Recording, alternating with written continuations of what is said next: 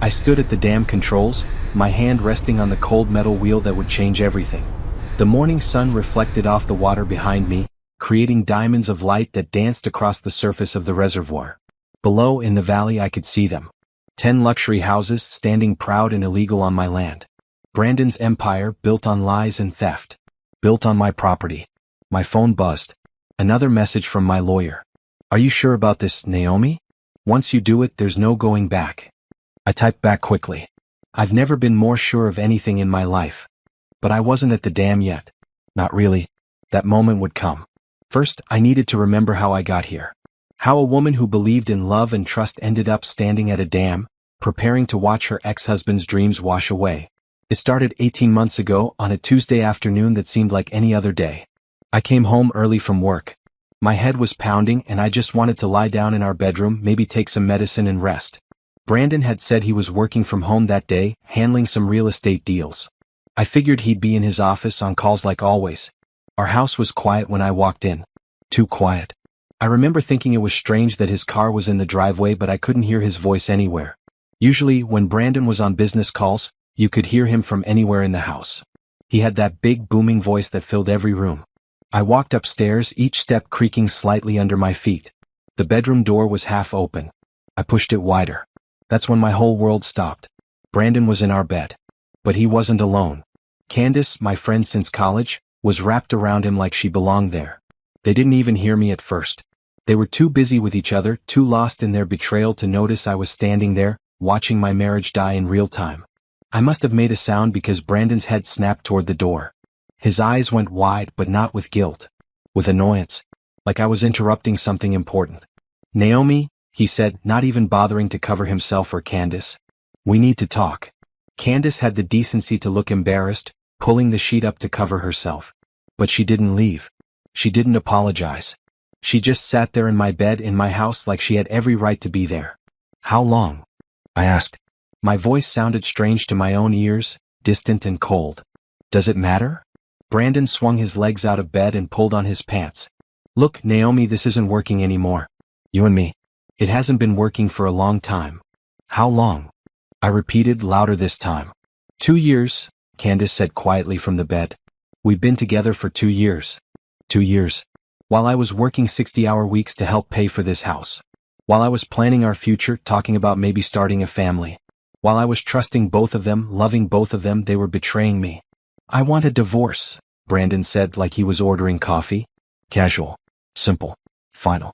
I looked at him, really looked at him, and wondered how I never saw it before. The late nights he claimed were work meetings. The business trips that seemed to multiply. The way he pulled away whenever I tried to be close to him. All the signs were there and I had ignored every single one. Get out, I said. This is my house too, Brandon replied, crossing his arms. I paid for half of it. Get out. I screamed it this time, and something in my voice must have convinced him because he grabbed his shirt and wallet and headed for the door. Candace scrambled to get dressed, avoiding my eyes the whole time. At the doorway, Brandon turned back. My lawyer will contact you tomorrow. I want this done quickly and cleanly. We can split everything 50-50, sell the house, divide the accounts. You keep your land, I keep my business. Fair is fair. Then he left. Just walked out of our bedroom, out of our house, out of our marriage like the past 8 years meant nothing at all. I stood there for a long time, staring at our bed, at the wrinkled sheets that still smelled like his cologne and her perfume. I thought about all the plans we made, all the dreams I had. I thought about the woman I was an hour ago, who believed her life was stable and secure. That woman was gone now. I stripped the bed, threw everything into garbage bags and dragged them to the curb. Then I called my sister and I cried. I cried until there were no tears left, until my throat was raw and my eyes were swollen shut. The next morning I woke up on the couch. My phone was full of messages. From my sister asking if I was okay. From my mom, saying she was driving up to stay with me. From Brandon's lawyer with a formal notice of divorce proceedings. And one from Candace. I'm sorry it happened this way. But we're in love, Naomi. You have to understand. I deleted it without responding. What was there to say? That I understood? I didn't. I never would. The divorce papers arrived that afternoon. Brandon was asking for half of everything, including half the value of my grandmother's land in the valley. The land that had been in my family for 3 generations. The land my grandmother left to me specifically, in her will because she trusted me to take care of it. I called a lawyer that same day. A woman named Patricia Chin who came highly recommended and didn't waste time with sympathy. She looked over Brandon's demands and shook her head. He has no legal claim to your inherited property, she said. That land was yours before the marriage. He can't touch it. Good, I said. Because he's not getting 1 inch of it. The divorce took 4 months. 4 months of lawyers and negotiations and Brandon trying every trick to get more money. He claimed he contributed to the marriage and deserved compensation. He claimed I owed him for the years he supported me while I finished my engineering degree.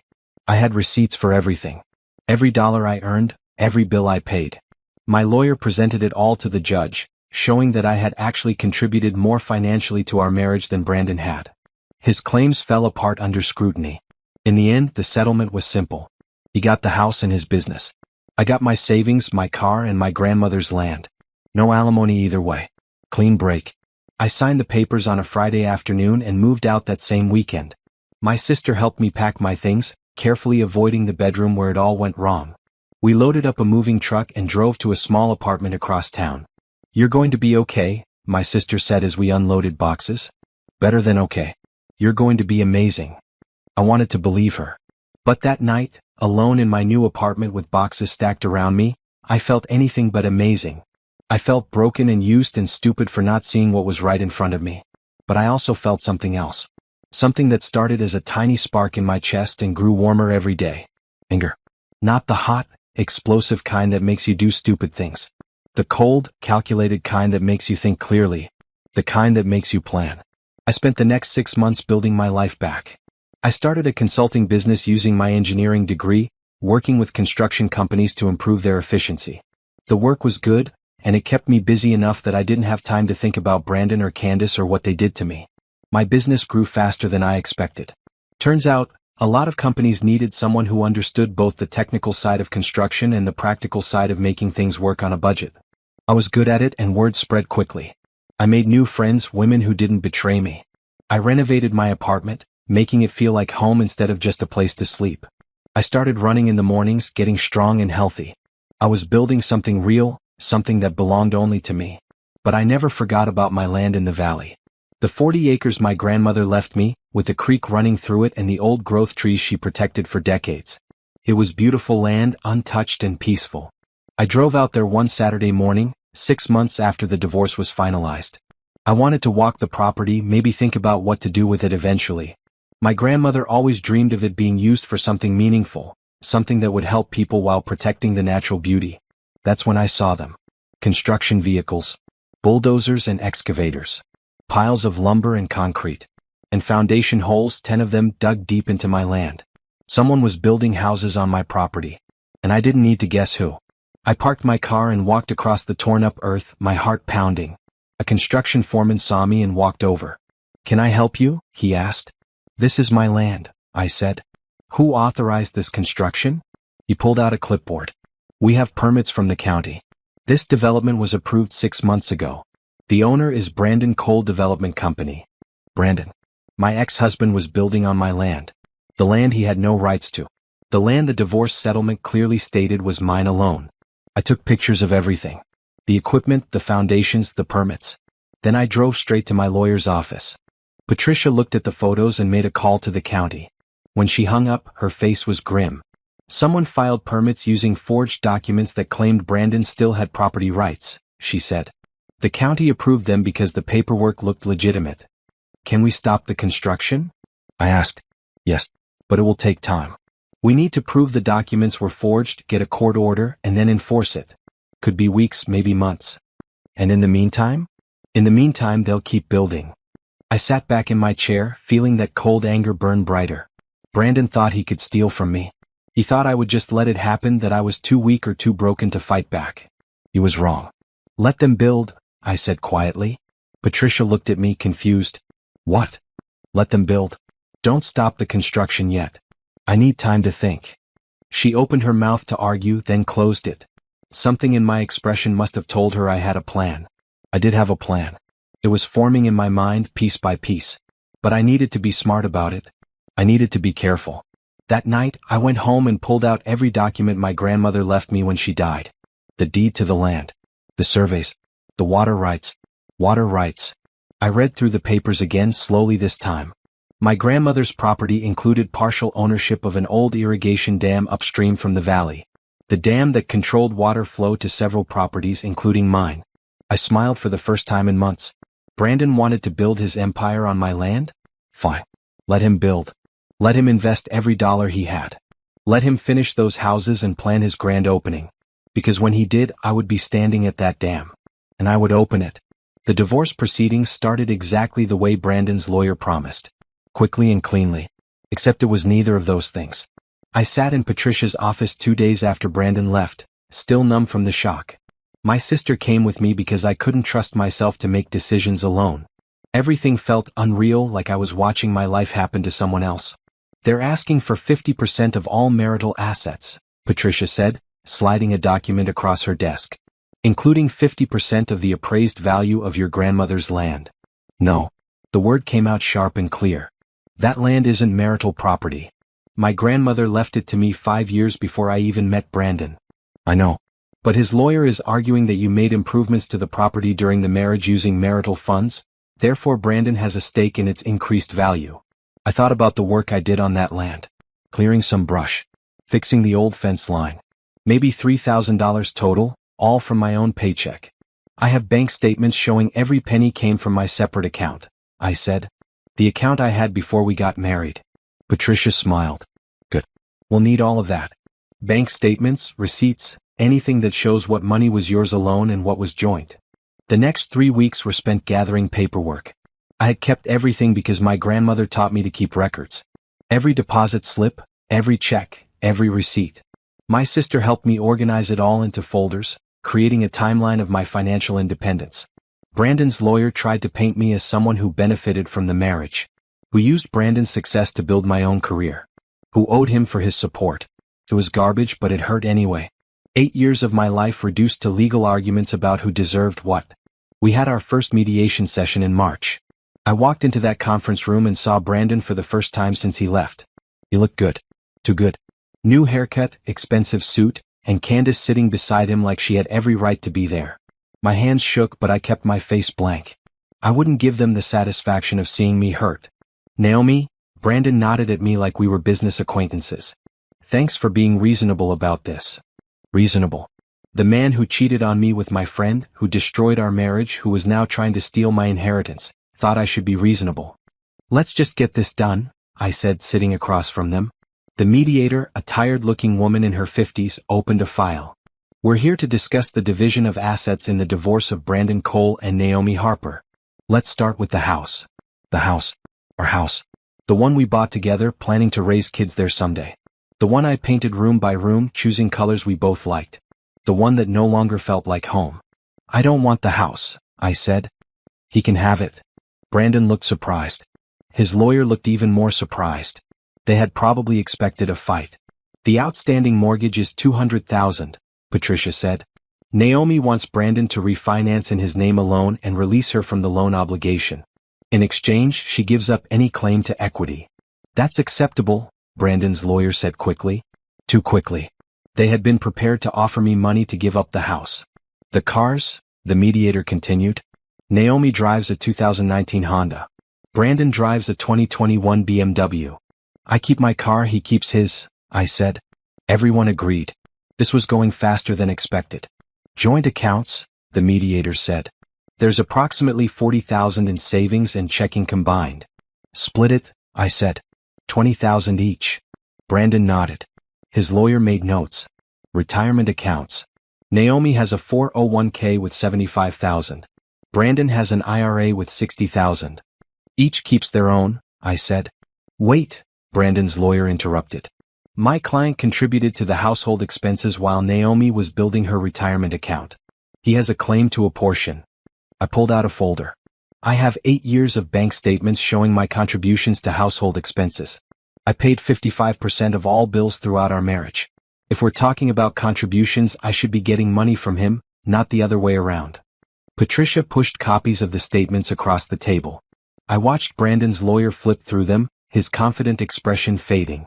Fine, he said. Each keeps their own retirement. We moved through the smaller items quickly. Furniture divided evenly. No one fought over the couch or the dining table. Wedding gifts went to whoever received them from their side of the family. Then we got to the land. My client is asking for 50% of the appreciated value of the property known as Harper Valley, Brandon's lawyer said. The land was appraised at $300,000 before the marriage and is now worth approximately $600,000. My client is entitled to half the increase, which is $150,000. No, Patricia said firmly. The property was inherited by Ms. Harper prior to the marriage. It is her separate property under state law. Furthermore, the increase in value is due to market conditions in the area, not improvements made during the marriage. My client helped maintain the property, Brandon's lawyer argued. When? I asked, my voice cutting through the legal talk. When did you ever help with that land, Brandon? You never even wanted to visit it. You called it a waste of space. Brandon's face flushed. I supported you. I gave you time to take care of it. You didn't give me anything. I worked full-time and took care of the property on weekends. You were too busy with your business. And with Candace. The room went silent. Candace shifted in her seat, looking uncomfortable. Good. She should be uncomfortable. Let's stay focused on the assets, the mediator said diplomatically. The land is mine, I said clearly. It was mine before we married. It's mine now. He gets nothing from it. Brandon's lawyer tried to argue, citing cases and precedents. Patricia countered with her own cases. They went back and forth for an hour while I sat there, getting angrier by the minute. Finally, the mediator called a break. Patricia and I went to a small conference room down the hall. They're pushing because they think you'll cave, she said. They think you're emotional and vulnerable and willing to give up money just to end this. I'm not giving him $1 from that land, I said. Good. Because legally he has no claim. If we go to a judge, you'll win. They know it. This is a negotiating tactic. We went back into mediation. Brandon's lawyer made a new offer. They would drop the claim on the land if I gave up my share of the savings account. No, I said. I earned that money. Half is mine. More arguing. More legal terms thrown around. My head started to hurt, but I didn't back down. Finally, at 6 p.m, we reached an agreement. Brandon got the house, his car, his retirement account, and half the savings. I got my car, my retirement account, half the savings, and the land. No alimony. No further claims. We'll draw up the final papers, the mediator said. You'll need to sign them and file with the court. I nodded, exhausted. Patricia gathered our files and we left.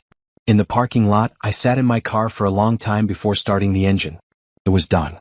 My marriage was officially over, reduced to a list of assets divided down the middle.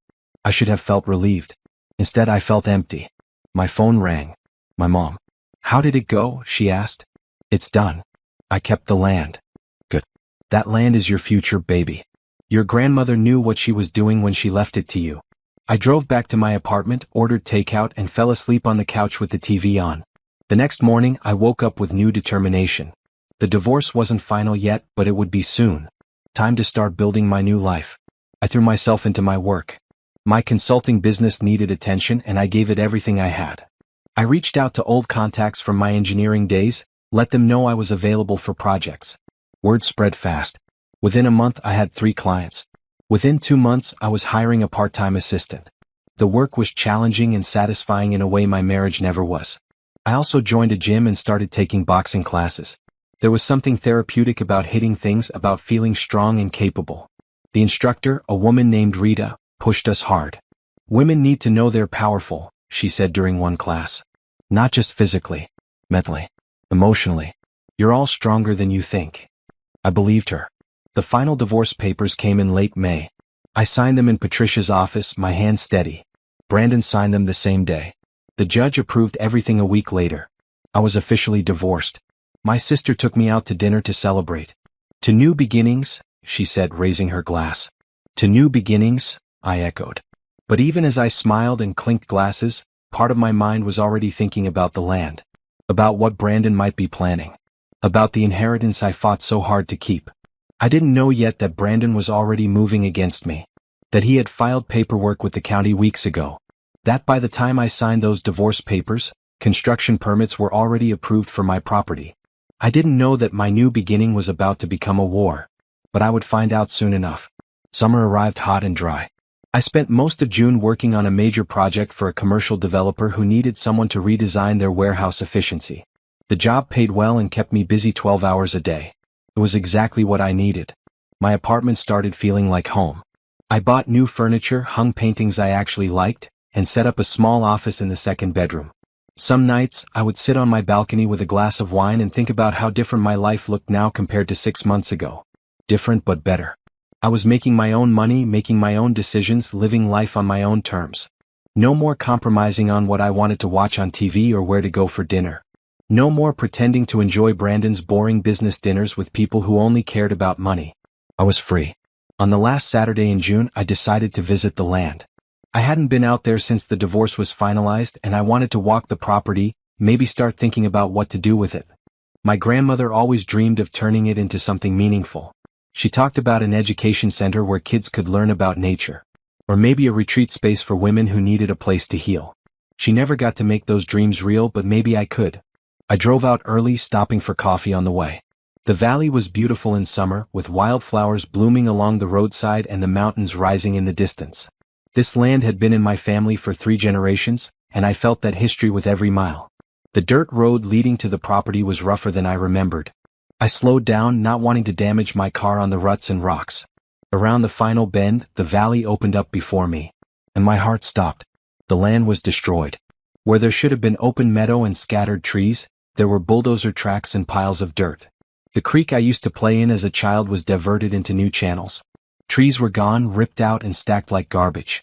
And everywhere there was construction. I stopped the car in the middle of the road, my hands frozen on the steering wheel. This couldn't be real. This had to be a mistake. Maybe I took a wrong turn, ended up on someone else's property. But no. There was the old oak tree my grandmother planted when she first bought the land. There was the rock formation that looked like a sleeping bear. This was my property. And someone was building on it. I drove forward slowly, taking in the destruction. 10 foundation holes, each one massive, dug deep into the earth. Concrete forms were already in place for several of them. Stacks of lumber sat wrapped in plastic. Portable toilets lined one edge of the site. This wasn't just random construction. This was a major development. A construction trailer sat near the entrance. I parked next to it and got out, my legs shaking. A man in a hard hat emerged from the trailer, walkie-talkie in hand. "Help you?" he asked, not friendly but not hostile either. "This is my land," I said, my voice coming out stronger than I felt. "Who authorized this construction?" He frowned. "We have all the permits. Let me get the foreman." A minute later, a heavy-set man in his 50s walked over, clipboard in hand. "I'm Mike Torres, site foreman." "There a problem?" "Yes, there's a problem. This is my property. I own this land. I never gave anyone permission to build here." Mike looked genuinely confused. He flipped through papers on his clipboard. "Ma'am, we have county permits for this development. Everything was approved 6 months ago. The property owner is listed as Brandon Coal Development Company." Brandon. The name hit me like a punch to the gut. Brandon. My ex-husband was building on my land. "Let me see those permits," I said. Mike hesitated, then handed me the clipboard. I read through the documents, my anger building with every line. The permits were dated 4 months ago, right in the middle of our divorce.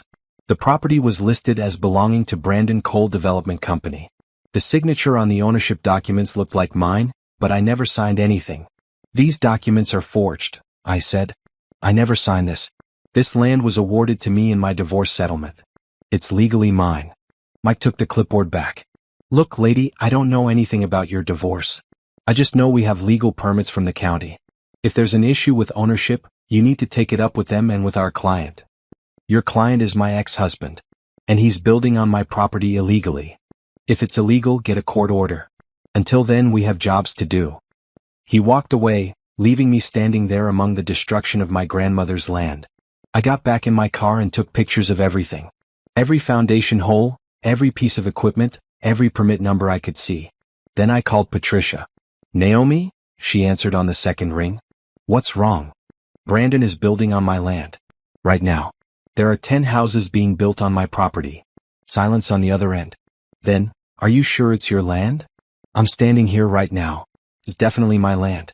They have county permits that claim Brandon owns it." "That's impossible." The divorce settlement was clear. "I'll call the county on Monday and find out what happened." "Monday?"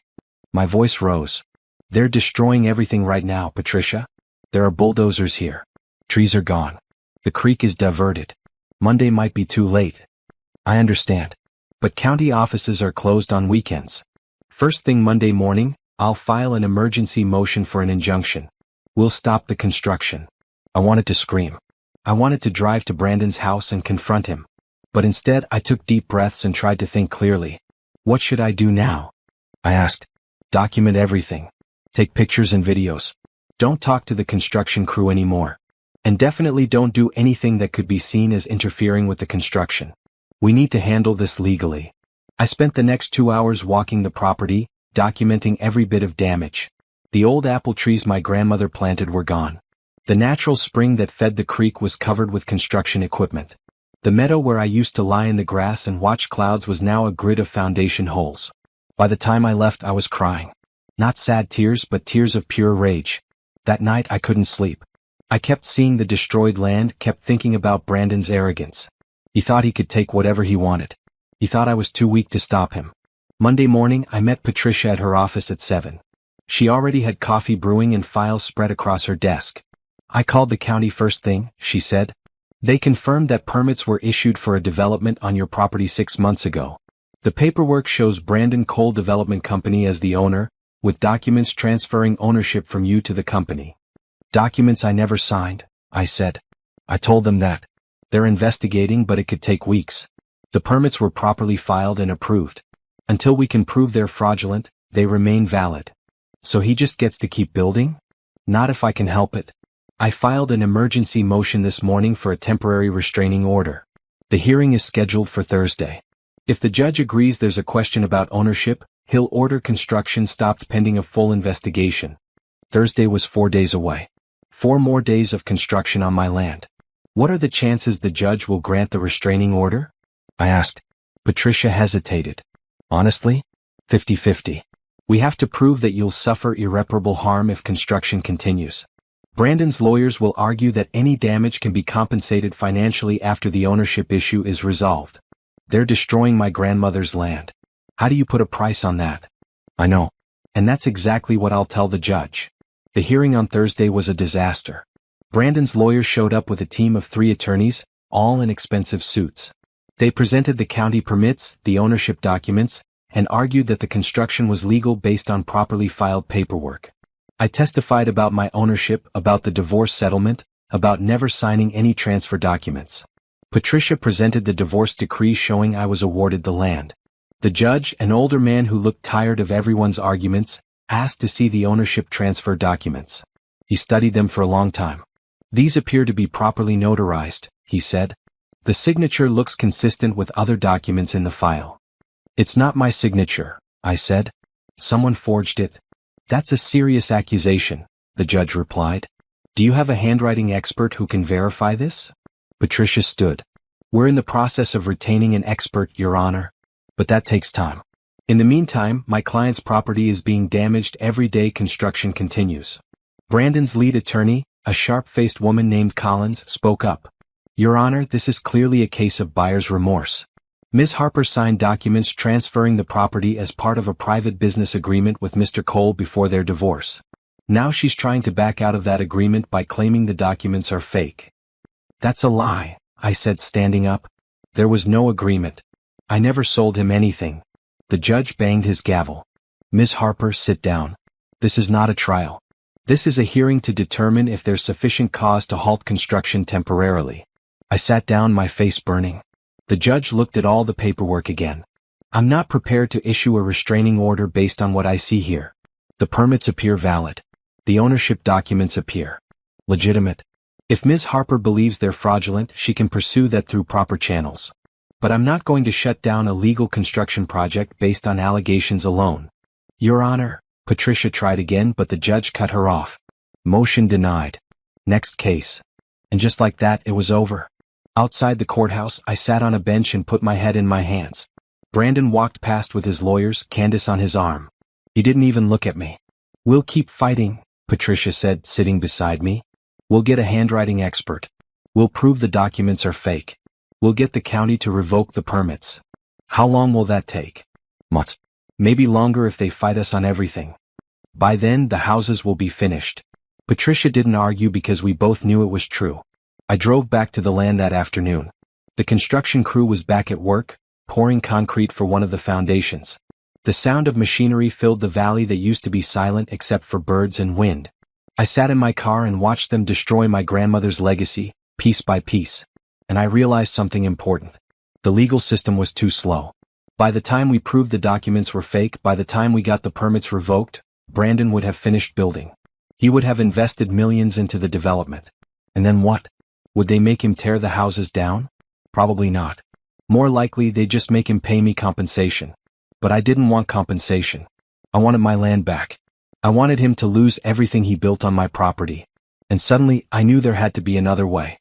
A way that didn't rely on judges or lawyers or systems that moved too slowly to help me. I just had to figure out what that way was. I hired a private investigator the next morning. His name was James Wu, and he came recommended by Patricia's firm. Former police detective, now running his own agency. He met me at a coffee shop near my apartment. "Tell me what you need," he said, pulling out a notebook. I explained everything. The divorce, the land, the construction. The permits that used my forged signature. Brandon and Candace's involvement. "I need to know how he did it," I said. "How he got those permits. Who helped him. What his plan is. Everything." James made notes while I talked. When I finished, he looked up. "This is going to take time. And it won't be cheap. I charge $150 an hour plus expenses. I don't care what it costs. I need to know what I'm up against." "Fair enough. I'll start with the county records, see who filed the original permits and what documents they submitted. Then I'll look into Brandon's business, his partners, his finances. Give me 2 weeks." 2 weeks felt like forever, but I agreed. James left to start his investigation, and I went back to trying to live my normal life. Except nothing felt normal anymore. I threw myself into work, taking on extra projects to pay for the legal fees and investigation costs. My consulting business was doing well, but the expenses were adding up fast. Patricia's firm was billing me $10,000 a month. James would cost at least another $6,000 for his investigation. And I still had my regular bills to pay. At night, I would lie awake and think about the land. About my grandmother's voice telling me stories of her childhood there. About the oak tree she planted when she was 25. About the creek where my mother learned to swim. All of it being destroyed so Brandon could make money. During the day, I would drive out to the property and take pictures. I documented every stage of construction, watching as the foundations took shape and walls started going up. The houses were massive, each one at least 4,000 square feet. Luxury homes for wealthy buyers. I estimated Brandon was spending at least $2 million on construction. Maybe more. Which meant he expected to sell the houses for way more than that. My land was making him rich. 2 weeks later, James called me. "I have some information. Can you meet today?" We met at the same coffee shop. James had a thick folder of documents. "Your ex-husband is deeper in this than you thought," he said, spreading papers across the table. "Brandon Coal Development Company was formed 4 years ago, during your marriage. The company has built 6 previous developments around the county. Small projects mostly. This valley development is his biggest project yet." "Who else is involved?" I asked. "His partner in the company is Candace Morgan, your ex-friend. They're 50-50 partners." Of course they were. The betrayal went deeper than I thought. "The permits for your land were filed 6 months ago, right in the middle of your divorce proceedings," James continued. "The ownership documents submitted to the county show a transfer of property from you to Brandon Coal Development Company. The transfer is dated 3 years ago. But I never signed anything 3 years ago. I didn't even know Brandon was planning to start a development company. The signature on the transfer documents matches your signature on other official documents. Either someone got very good at forging your signature, or they used an old signature from something else and transferred it to these documents. Can we prove that?" I asked. "Maybe. I have a handwriting expert reviewing everything. But here's the thing. Even if we prove the signature is fake, it could take a year or more to get through all the legal proceedings. By then, the houses will be finished and sold." I felt my stomach sink. "So we can't stop them.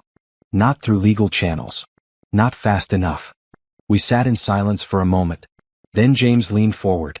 "There's more," he said. I dug into Brandon's finances. He's heavily leveraged. He took out loans against his other properties to fund this development. If this project fails, he loses everything." "What do you mean, everything?" His house. His other developments. His business. Everything. He's betting it all on this valley project. I thought about that. Brandon was risking everything he had built, which meant this development had to succeed. He had no backup plan. Do you know when he plans to sell the houses? I asked. James pulled out another document. According to the permits and construction timeline, the houses should be finished in 6 months. I found promotional materials for a grand opening event. He's planning a huge marketing push. Luxury valley living, exclusive development, limited availability. Starting prices of $800,000 per house. I did the math quickly. 10 houses at $800,000 each. That was $8 million in sales. Minus the $2 million for construction and probably another $1 million for land development and marketing costs. Brandon would make around $5 million in profit. $5 million. Built on my stolen land. There's one more thing, James said, pulling out a magazine mock-up. They're planning to announce it as a couple's project. Brandon and Candace building their future together. The whole romantic angle is part of the marketing. He showed me the promotional materials. Beautiful photos of the valley, descriptions of luxury living, and at the bottom, a photo of Brandon and Candace. The text said, "Built with love by Brandon Cole and Candace Morgan." I felt sick. I want to know everything about their timeline, I said. When each house will be finished. When they plan to open sales. Who their target buyers are. Everything. I can do that. But Naomi, I have to ask. What are you planning? I don't know yet. But I need to understand the full picture before I can figure out how to fight back. James studied me for a moment. Be careful. Whatever you're thinking, make sure it's legal. I can't help you if you cross lines. I'm not planning anything illegal. I just want justice. He nodded slowly. I'll keep digging. Give me another week. After James left, I sat in the coffee shop for a long time, thinking. Brandon had bet everything on this project. He was counting on those sales to pay off his loans and make him rich. The whole development was built on a foundation of fraud, but proving that fraud would take too long to matter. Unless I found a different way to make the development fail. I thought about water. The valley flooded sometimes in heavy rain. My grandmother told me stories about water flowing through in spring, fed by snowmelt from the mountains. But there hadn't been major flooding in decades. That night, I pulled out all my grandmother's old papers. Deeds, surveys, water rights documents. I read through everything carefully, looking for anything that might help. That's when I found it. Buried in the back of an old file folder, a document dated 1956. My great-grandfather's signature was at the bottom. Agreement for shared water rights and irrigation system management. My hands shook as I read through the legal language. The document gave my family partial ownership and control of an old irrigation dam upstream from the valley. The dam was built in the 1940s to control water flow for farming. Over the years, as farming declined, the dam fell into disuse.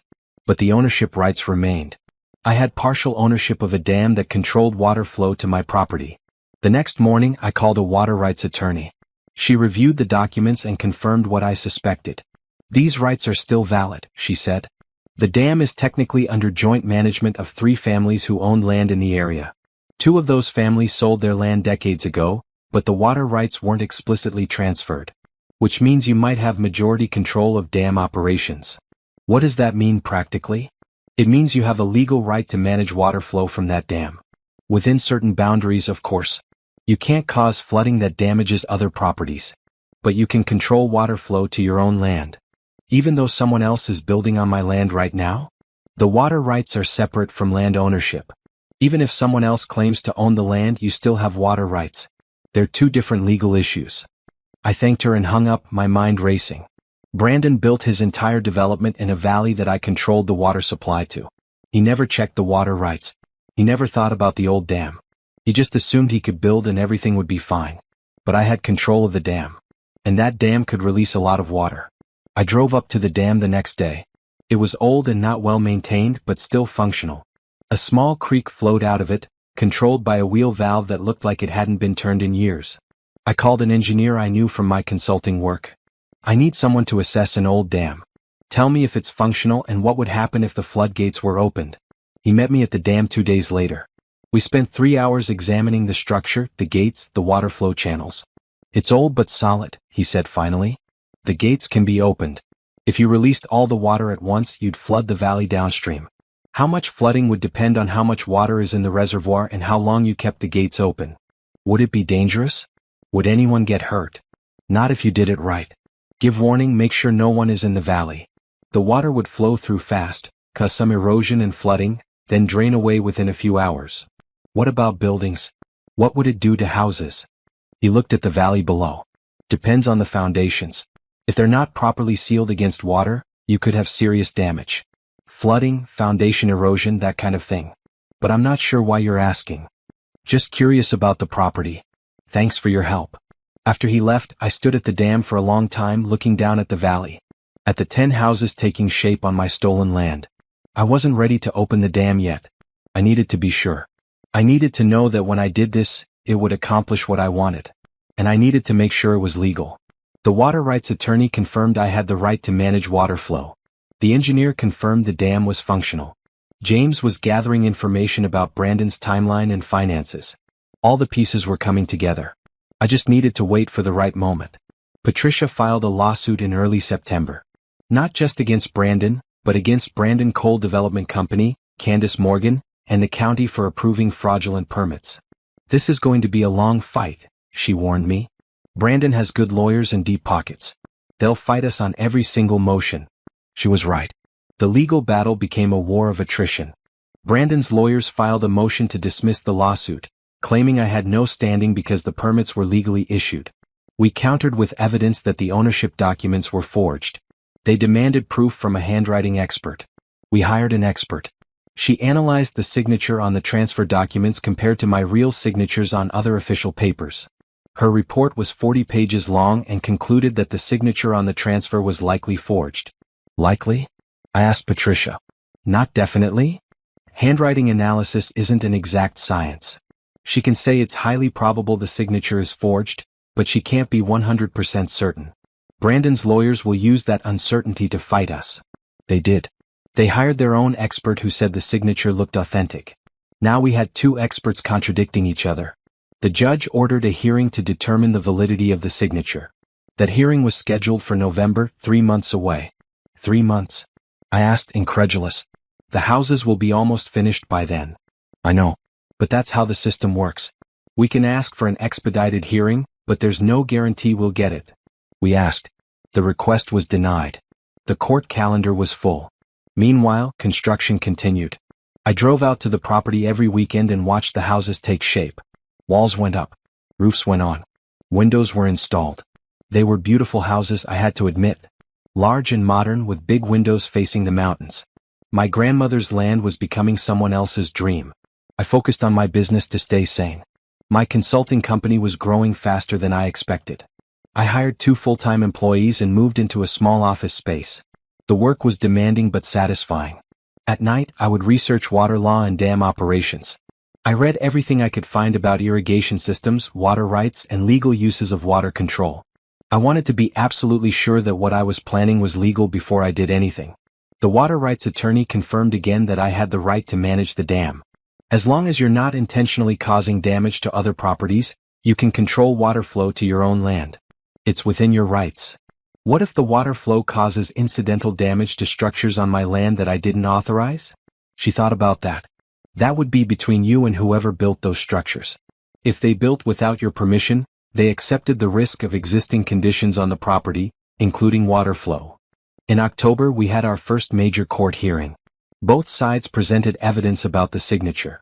The handwriting experts testified. Brandon testified that he and I had an agreement for the property transfer, even though he couldn't produce any written agreement beyond the forged documents. I testified that no such agreement existed. That I never would have sold him my grandmother's land. That the signature wasn't mine. The judge listened to everything and then said he needed time to review the evidence. He would issue a ruling in 30 days. 30 more days of waiting. After the hearing, I saw Brandon and Candace in the courthouse hallway. They were talking with their lawyers, looking confident. Candace saw me and quickly looked away. But Brandon met my eyes. "You're wasting your time with this lawsuit," he said, walking over. "The permits are valid. The construction is legal. You're just mad because you didn't think of it first. You forged my signature and stole my land," I said quietly. "That's fraud. And you know it. Prove it in court." "Oh wait, you're trying. How's that working out for you?" "Brandon, come on," Candace said, pulling at his arm. "Let's go." But he didn't move. You always were naive, Naomi. You think the world is fair. You think justice matters. But it doesn't. Money matters. Power matters. And I have both. For now, I said. Something in my voice made him pause. He studied my face like he was trying to figure out what I meant. Then he laughed. You can't touch me. You're just an ex-wife with a grudge. I'm building an empire. Empires fall, I said. He walked away, Candace beside him. I watched them go, my anger cold and clear. Patricia came up beside me. You okay? I'm fine. How long until the judge rules? 4 weeks, maybe less. Try not to think about it. But I couldn't stop thinking about it. The legal battle was consuming my life. Every day brought new motions, new arguments, new delays. Brandon's lawyers were good at dragging things out, at finding procedural issues that required more hearings. James called me in late October. I have the timeline for the development. The houses will be finished by the end of January. They're planning a grand opening event on February 10th. Press, buyers, the whole thing. They've already started marketing to potential buyers. Have they sold any houses yet? No. Brandon is waiting until they're completely finished. He wants buyers to see the final product. He thinks he'll get better prices that way. Which meant Brandon's money was still tied up in the development. He hadn't recouped any of his investment yet. If something went wrong before those sales closed, he would be in serious financial trouble. The judge's ruling came down in mid-November. I was at my office when Patricia called. We won the motion on the signature, she said. The judge agrees there's sufficient evidence that the signature on the transfer documents is likely forged. My heart leaped. So we can stop the construction? Not yet. The judge is ordering a full investigation by the county. They have to review all the permits and ownership documents. But he's not issuing a stop work order yet because construction is so far along. He doesn't want to cause unnecessary economic harm if it turns out the permits are eventually validated. What? How does that make sense? If the signature is forged, the permits are invalid. I know. But Brandon's lawyers argued that stopping construction now would cost millions. The judge wants more investigation before making that decision. The county has 60 days to complete their review. 60 days. By then, the houses would be finished. I hung up the phone and put my head on my desk. I was winning the legal battle, slowly. But too slowly to matter. That night, I drove up to the dam. I stood there in the dark, listening to water flow through the creek. The reservoir was full from fall rains. There was a lot of water behind that dam. I thought about my grandmother. About the stories she told me. About how she always said that sometimes you have to be patient, wait for the right moment, and then act decisively. The right moment was coming. I could feel it. I just had to wait a little longer. I decided to stop watching the construction. Driving out to the valley every weekend was making me bitter and angry, emotions that weren't helping me build my future. So I focused on what I could control. My business. My consulting company, Harper Engineering Solutions, was thriving. Word spread quickly that I was good at solving complex problems efficiently. I had clients in 3 states now, all needing help with construction optimization, workflow improvements, and project management. In December, I hired 3 more employees. Janelle, a sharp recent graduate with a degree in civil engineering. Marcus, a project manager with 15 years of experience. And Beth, an administrative assistant who kept everything organized. We moved into a bigger office space in January. The new office had large windows overlooking downtown, a conference room for client meetings, and individual offices for everyone. I stood in my new office on the first day and felt genuine pride. I built this. Not with Brandon's help or anyone else's. This company was mine. To new beginnings, Janelle said at our office warming party, raising a glass of champagne. To new beginnings, everyone echoed. My personal life was improving too. I joined a book club and made friends with women who had their own careers and lives. We met every other Tuesday to discuss books and ended up talking about everything else. Relationships, work, family, dreams. One of the women, Angela, owned a small bakery. Another, Tanya, was a lawyer specializing in environmental cases. A third, Denise, taught at the local university. They were smart, independent, and supportive in ways Candace never was. You're doing amazing, Angela told me one evening after book club. Seriously? Your ex-husband is an idiot for letting you go. He didn't let me go. He threw me away for someone else, I said. Then he's an even bigger idiot. His loss, your gain. I started dating again in January, though nothing serious. A few coffee dates, one dinner that went nowhere, and a hiking trip with a nice guy who talked too much about his ex-girlfriend. I wasn't ready for a relationship and that was okay. I was learning to be happy alone. My sister visited in late January. We spent the weekend shopping, watching movies, and talking about everything that had happened in the past year. "You're different," she said Sunday morning over breakfast. "Stronger. More confident." "I had to be," I said. "Falling apart wasn't an option." "I'm proud of you. Mom is too. We were worried after the divorce, but you've handled everything so well." "I'm still handling it. The legal battle isn't over. But you're not letting it destroy you. That's what matters." She was right. A year ago, I was the woman who cried on her couch after discovering her husband's betrayal. Now I was the woman who ran her own successful business, had real friends, and was building a life she could be proud of. But I never forgot about the land. About Brandon's theft. About the empire he built on my stolen property. James called me in early February with an update. "The houses are finished. Brandon is having a final inspection this week. The grand opening is scheduled for February 10th as planned." "Have they sold any houses yet?" "Not officially. But they have interest from several buyers. Brandon expects to close sales on at least 5 houses within a month of the grand opening. 5 houses at $800,000 each. $4 million. Half Brandon's expected profit." "When is the grand opening event?" I asked. "Saturday, February 10th, starting at 2 in the afternoon. They're inviting potential buyers, local press, and some city officials. Brandon is planning to propose to Candace at the event." Of course he was. Make it a spectacle.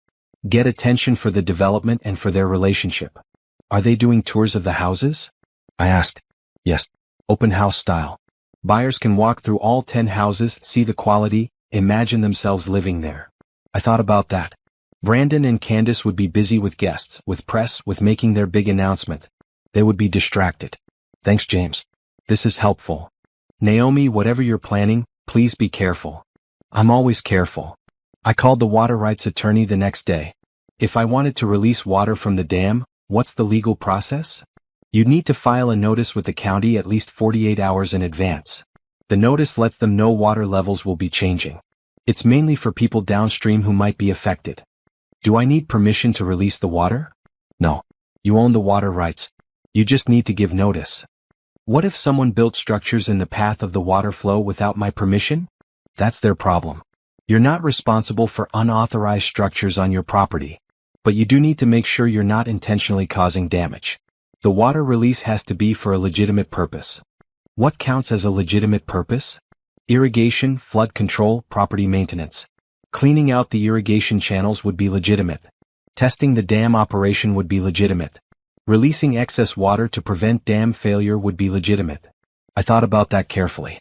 If I haven't released water from the dam in years and I need to clear out the channels to make sure they're still functional, that would be legitimate maintenance? Absolutely. Old irrigation systems need regular testing and maintenance to ensure they're safe and functional. And if I gave proper notice to the county, and the water flowing through my property happened to impact unauthorized construction, that wouldn't be my fault? The attorney was quiet for a moment. Then, "Naomi, I need to be clear. You can't use water rights as a weapon. If you're deliberately trying to damage someone's property, that's illegal, even if they built on your land without permission." "I understand. But if I'm doing legitimate maintenance on my dam and irrigation system, and someone else's unauthorized construction happens to be in the way, that's not my fault, right?" "Right. As long as your primary purpose is legitimate maintenance, and you give proper notice, you're within your rights." "Thank you. That's what I needed to know." I spent the next week planning carefully. I consulted with the engineer who assessed the dam to make sure everything would work properly. I reviewed all my grandmother's old documents about the irrigation system. I made sure I understood every legal aspect. On Wednesday, February 7th, I filed a notice with the county. Water release from irrigation dam 7 scheduled for Saturday, February 10th, beginning at 2 p.m. Purpose: system maintenance and channel clearing. Expected duration: 2 to 4 hours. The county clerk stamped the notice and filed it. It was public record now. Anyone who checked could see I was planning to release water. But who checks irrigation notices? Not Brandon. Not his development company. They were too busy preparing for their grand opening. Thursday and Friday I gathered everything I would need. I made sure my car had a full tank of gas. I prepared a detailed timeline. I contacted Patricia and told her to be ready for phone calls over the weekend. "What are you doing?" she asked. Legitimate property maintenance, I said. Naomi, please tell me you're not doing anything illegal. I'm not. I've consulted with 3 different attorneys. Everything I'm doing is completely legal and within my rights as a property owner. Why does that not make me feel better? Because you're a lawyer and you worry about everything. Trust me, Patricia. I know what I'm doing. Friday night I barely slept. I kept running through the plan, checking every detail. The water rights were clear. The notice was filed.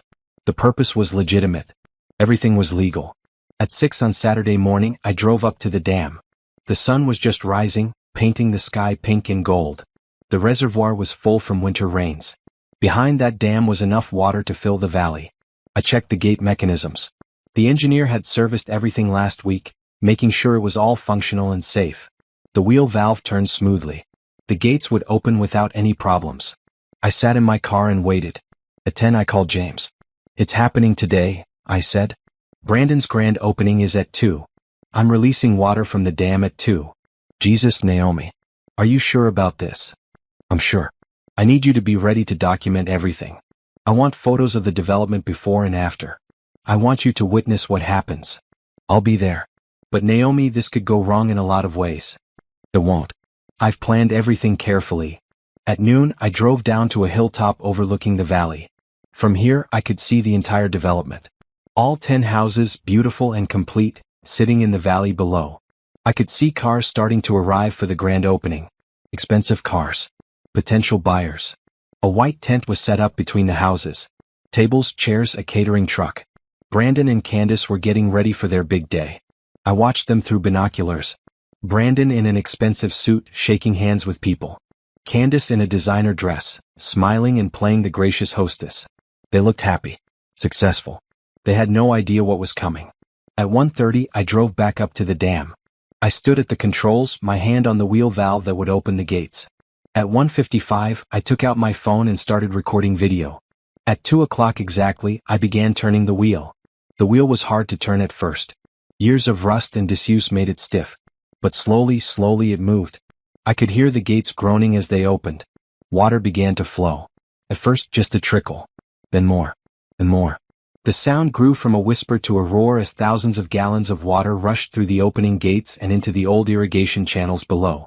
I watched the water flow down the hillside, following the channels carved out decades ago by my great-grandfather. Channels that ran directly through my grandmother's land in the valley.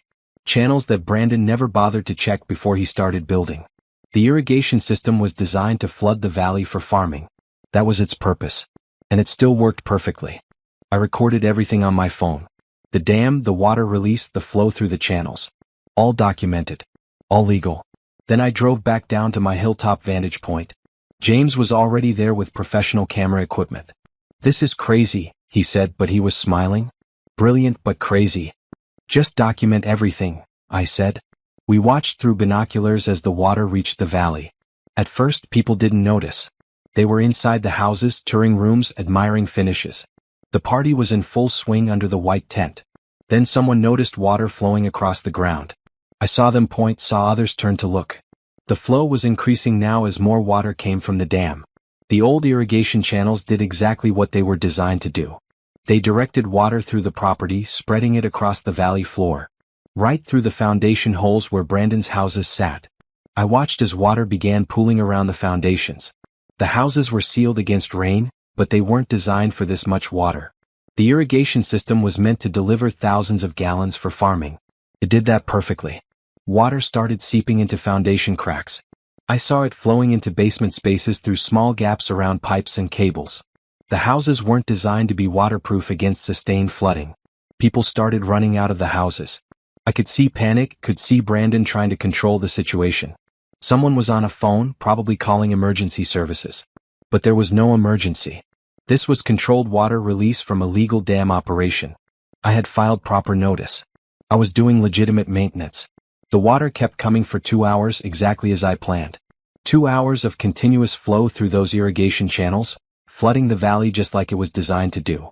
James took pictures of everything. The water flow. The flooding. The chaos at the development. Brandon arguing with someone who might have been a county official.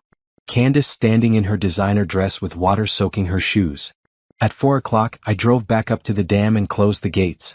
The water flow stopped. Within 30 minutes, the valley started draining. The irrigation channels carried excess water away naturally, just like they were designed to do. I drove home, exhausted but satisfied. That evening, James sent me his photos. The development was a disaster. Water had flooded basements, soaked insulation, damaged drywall. Foundations were cracked from the water pressure. Landscaping was destroyed. Brandon's empire, built on stolen land, was drowning. Sunday morning, my phone started ringing early. Patricia called first. "What did you do?" she asked. "Legitimate dam maintenance. I filed proper notice with the county on Wednesday. Everything was legal. Brandon is threatening to sue you for property damage. He can try. But he can't sue me for damage to structures he built illegally on my property without permission. Especially when I gave proper notice about water release and he ignored it." Patricia was quiet for a moment. Then she laughed. "You planned this carefully, didn't you?" "Very carefully. I consulted with 3 different attorneys. The water release was legal. The purpose was legitimate. The notice was properly filed. And if Brandon's illegal structures were damaged, that's his problem. He's claiming you did it on purpose to sabotage his development. Can he prove that? My primary purpose was system maintenance. I haven't released water from that dam in 5 years. The irrigation channels needed to be cleared and tested. That's legitimate property maintenance. And the timing? The fact that you did it during his grand opening? Coincidental. I filed the notice days in advance. If he had bothered to check county records, he would have seen it coming. His failure to monitor public notices about water releases isn't my fault." Patricia laughed again. "You're brilliant. Infuriating but brilliant. What happens now?" "Now we wait and see what he does.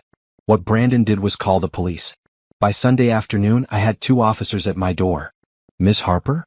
We need to ask you some questions about yesterday's incident at the Valley Development." "Come in," I said calmly. "Would you like coffee?" They declined. We sat in my living room while they asked questions about the water release. I answered everything honestly. Yes, I released water from the dam. Yes, I knew there was a development in the valley. Yes, I knew my ex-husband built it. No, I didn't do it to damage his property. I did it for legitimate maintenance of an irrigation system I'm responsible for. Yes, I filed proper notice with the county. No, I had no way of knowing whether anyone would check that notice. "Mr. Cole says you did this deliberately to sabotage his business," one officer said. "Mr. Cole built 10 houses on my property without permission using forged documents. There's an active lawsuit about it. The structures were built illegally on land I own. I was conducting legitimate maintenance on my water rights. If his illegal structures were damaged, that's not my responsibility." The officers looked at each other. "This sounds like a civil matter," one said. "Property disputes aren't usually criminal unless there's clear intent to commit a crime. I committed no crime. I exercised my legal rights as a property owner." They asked a few more questions, took notes, and left. "Someone from the district attorney's office might contact you," they said. "But this looks like a civil issue, not criminal." After they left, I called the water rights attorney. The police came to my house asking questions. "Did you answer them?" "Yes. I told them the truth. Everything I did was legal." "Good. If the district attorney calls, refer them to me. But I don't think they'll pursue anything. You followed all the rules. You filed proper notice. You have legitimate water rights. The fact that someone built on your property without permission isn't your problem." Monday morning, I went to work like normal. My employees knew something had happened over the weekend, but I didn't discuss it. This was my personal business, separate from the company. That afternoon, Patricia called. "Brandon filed for an emergency restraining order to prevent you from releasing any more water from the dam." "On what grounds?" "Property damage. He's claiming you're using water rights as a weapon." "When's the hearing?" "Tomorrow at 2. Can you be there?" "I'll be there." Tuesday, I walked into the courtroom ready for a fight. Brandon was there with his lawyers. Candace sat behind him, looking exhausted. I saw dark circles under her eyes, worry lines on her face. Good. She should be worried. Brandon's lead attorney stood up. "Your Honor, this is a clear case of malicious property damage disguised as maintenance. Ms. Harper deliberately released water from a dam during my client's grand opening event, destroying months of work and causing hundreds of thousands of dollars in damage." The judge looked at me. "Ms. Harper, how do you respond?" Patricia stood.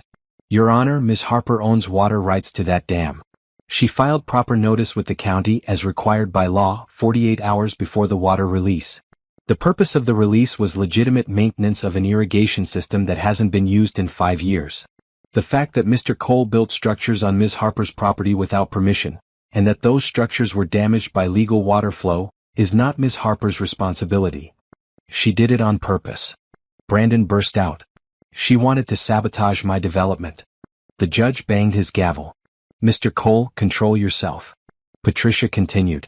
Mr. Cole is currently being sued for fraud, forgery, and trespassing related to this development. He built on property he doesn't own using forged documents. Any damage to his structures occurred because he chose to build in the path of a legally operating irrigation system on someone else's property. Brandon's lawyer tried to argue that I should have warned them directly. Patricia countered that filing public notice with the county was sufficient. I wasn't required to personally notify everyone who might be affected. The judge looked through all the documents. The water rights, the filed notice, the evidence of Brandon's forged permits. I'm not granting the restraining order, he said finally. Ms. Harper followed proper procedure for water release. She filed appropriate notice. The fact that Mr. Cole built structures without proper authorization from the actual property owner is not Ms. Harper's fault. If he wants to prevent future damage, he should stop building on property he doesn't own. Your Honor, Brandon's lawyer started to protest. Decision is final. This court is adjourned. Outside the courthouse, Brandon confronted me. You think you're so smart, don't you? You think you won? I didn't do anything illegal, Brandon. Unlike you. Those houses are worth millions. You just destroyed millions of dollars in property. Property you built on my land using forged documents. How stupid do you have to be to build on someone else's property without checking water rights? His face went red. This isn't over. You're right. It's not. The county is still investigating your forged permits. The fraud charges are still pending. And your development is flooded. How are you going to sell those houses now? Who wants to buy a luxury home with a damaged foundation and water-soaked insulation? He didn't have an answer for that. He just turned and walked away, Candace following behind him. I drove back to my office feeling lighter than I had in months. Brandon's empire was crumbling. And it was all completely legal. The news about the flooded development spread quickly. Local media covered the story, initially portraying it as a disaster for the new development. But as more details emerged about the forged permits and property dispute, the narrative shifted. By Wednesday, headlines read, "Developer accused of building on stolen land," and "Luxury homes flooded in property rights dispute." James called me with updates. Brandon is scrambling. He's trying to repair the damage, but several buyers backed out after seeing the flooding. His insurance company is refusing to cover water damage because it resulted from a legal operation he should have anticipated. How bad is the damage? I asked. Bad enough. 3 of the houses need complete foundation repairs. All of them have water damage to some extent. He's looking at least $500,000 in repairs, probably more. And that's if he can get contractors to work on property with disputed ownership. Can he sell any of the houses? Not until the ownership issue is resolved. No title company will ensure a sale when there's an active lawsuit about who actually owns the property. Which meant Brandon's money was tied up in 10 houses he couldn't sell and couldn't repair without investing more money he probably didn't have. Patricia called that afternoon. The county completed their investigation. They've revoked all the permits for Brandon's development. The ownership documents were confirmed to be fraudulent. They're referring the case to the district attorney for possible criminal charges. When will that happen? Could be months. But in the meantime, Brandon can't do any more construction on the property. And he has to either complete repairs using his own money without permits, or leave the houses as they are. What about getting him off my land completely? That's next. I'm filing a motion for immediate possession based on the fraudulent permits. With the county investigation complete, we have solid grounds. The judge should order Brandon to remove all structures from your property. How long will that take? Could be weeks, could be months. Depends on how much Brandon fights it. But we're in a much stronger position now. I hung up feeling satisfied. Brandon was trapped. His development was damaged, his permits were revoked, and he couldn't sell anything. Every day that passed cost him more money in loans, property taxes, and lost opportunities. Meanwhile, my business continued to grow. I landed a major contract with a regional construction firm, consulting on 5 different projects simultaneously. The work was demanding, but my team handled it well. You seem happier lately, Janelle commented during a team meeting. More relaxed. Things are coming together, I said. both personally and professionally. That weekend, I drove out to the valley for the first time since the flooding. I wanted to see the damage up close. The houses stood silent and damaged. Windows were broken where construction workers tried to pump water out. Landscaping was destroyed, just piles of mud and dead plants. Several foundations had visible cracks. I walked through my grandmother's land, away from the houses. In places where Brandon hadn't torn everything up, I could still see remnants of what it used to be. A few of my grandmother's apple trees survived. The creek, returned to its natural channel after the flooding, ran clear and strong. This land could be beautiful again. It would take work, but I could restore it. And when I did, I would build something meaningful here, something my grandmother would be proud of. My phone rang. Patricia. The judge granted our motion for possession, she said. Brandon has 60 days to remove all structures from your property. Remove them? All 10 houses. Yes. He built them on your land without authorization. They have to be demolished and removed. I thought about that. 10 massive houses, built with materials worth millions, reduced to rubble and hauled away. What if he doesn't comply? I asked. Then the county will demolish them and bill him for the cost. Either way, they're coming down. After we hung up, I sat in my car looking at the houses. Brandon invested everything in this development. His money, his time, his reputation. And now he would watch it all torn down. That night I couldn't sleep. Not from guilt, but from anticipation. Tomorrow, Patricia would serve Brandon with the court order. He would have 60 days to demolish his empire. And I would be there to watch. The story begins here where it was always meant to begin. At the dam, with my hand on the controls, preparing to release the water that would change everything. But you know this part now. You know about the wheel valve, the flowing water, the flooding valley. You know about Brandon's grand opening party destroyed by legal water release. What you don't know is what came after. The 60-day deadline arrived in April. Brandon hadn't removed the houses. He couldn't. He was buried in legal problems, fighting criminal fraud charges, dealing with angry investors, and watching his business collapse. On day 61, county demolition crews arrived at the valley. I drove out to watch, standing on my hilltop vantage point as heavy equipment rolled onto my property. James stood beside me. You sure you want to watch this? I'm sure. I need to see it.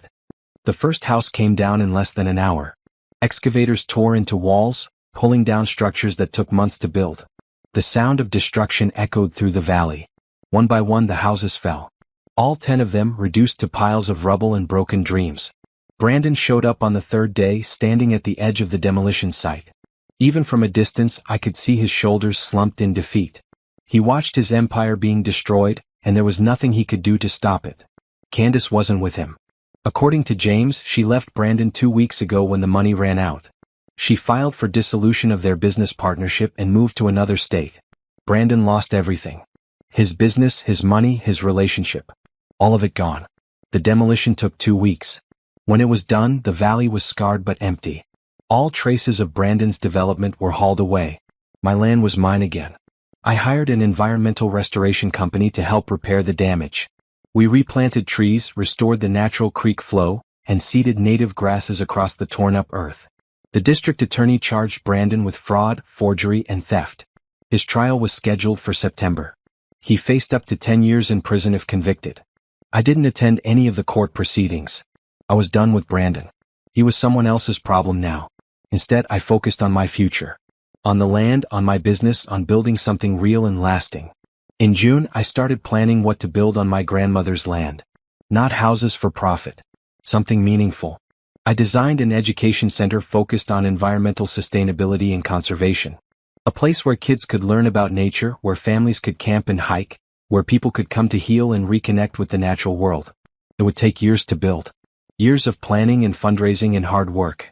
But that was okay. I had time. My business continued to thrive. By summer, I had 10 employees and clients in 5 states. Harper Engineering Solutions became known for solving complex problems efficiently and ethically.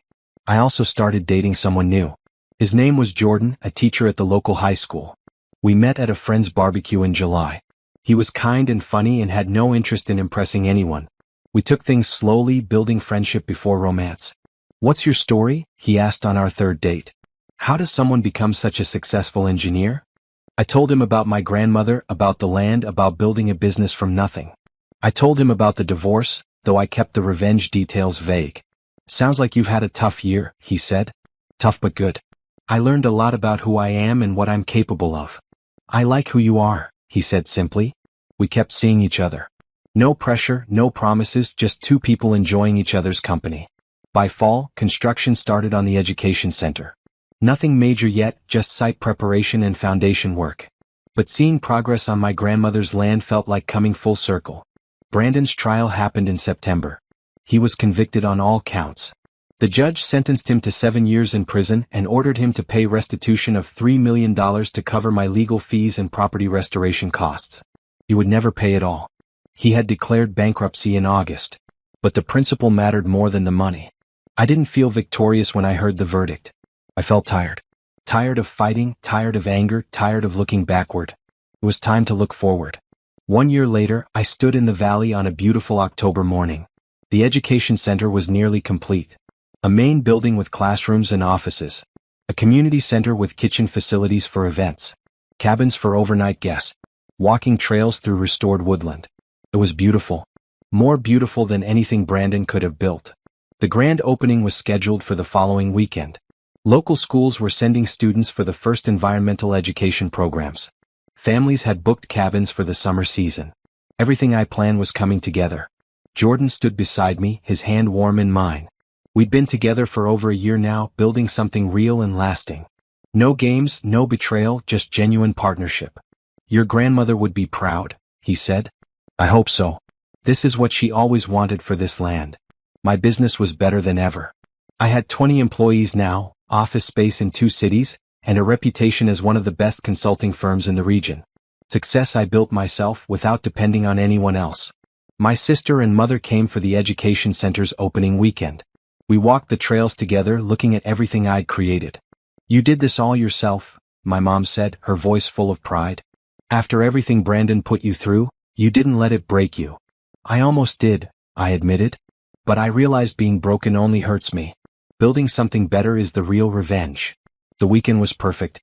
Kids learning about watersheds and ecosystems. Families hiking and camping. People finding peace in nature.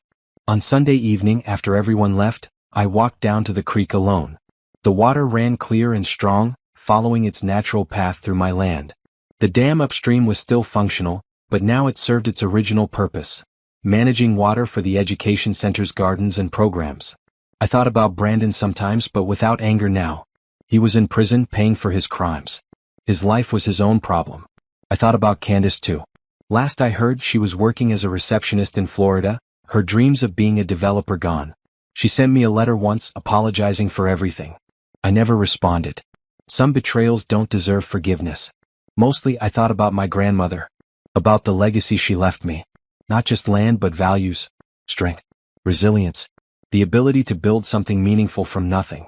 Jordan found me by the creek as the sun was setting. Ready to go? Almost. I just wanted to say thank you. To who? To the land. To my grandmother. To myself, I guess.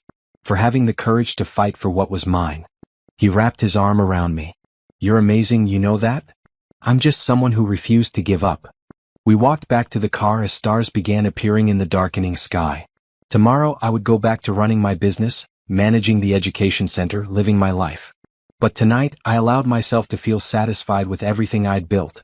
Brandon tried to destroy me. He tried to steal my inheritance and build his empire on my losses. Instead, I destroyed his empire and built something better. Something that would last long after his prison sentence ended. Something that honored my grandmother's memory and helped others. That was the best revenge of all. Not tearing him down, though that happened too. But building myself up. Creating something meaningful. Finding genuine happiness that didn't depend on anyone else. I thought I needed Brandon to be happy. I thought marriage and partnership were the only way to build a life. But I was wrong. The strongest foundation is the one you build yourself. And my foundation was unbreakable. As we drove away from the valley, I looked back one last time at the education center standing in the moonlight. Tomorrow it would be full of life and learning again. But tonight it was mine alone. A testament to survival. To strength. To revenge achieved not through destruction but through creation. Brandon built 10 houses on my land, thinking he could profit from my loss. I opened the dam and watched his empire wash away. Then I built something better in its place. And that's where my story ends. Not with anger or bitterness but with peace. With a successful business, a beautiful education center, genuine friends, and a partner who respects me. Brandon's story ended in a prison cell, broke and alone. Mine ended in a valley full of life, surrounded by everything I built myself. That's the difference between theft and creation. Between temporary victory and lasting success. Between building on someone else's foundation and building your own. I am Naomi Harper, owner of Harper Engineering Solutions and the Harper Valley Education Center. Survivor. Builder. Woman who refused to be destroyed by betrayal. And I am happy. Genuinely, completely, permanently happy. Without Brandon. Without Candace. Without anyone who didn't deserve a place in my life. I am enough. My success is enough. My life is enough. And that's the greatest revenge of all.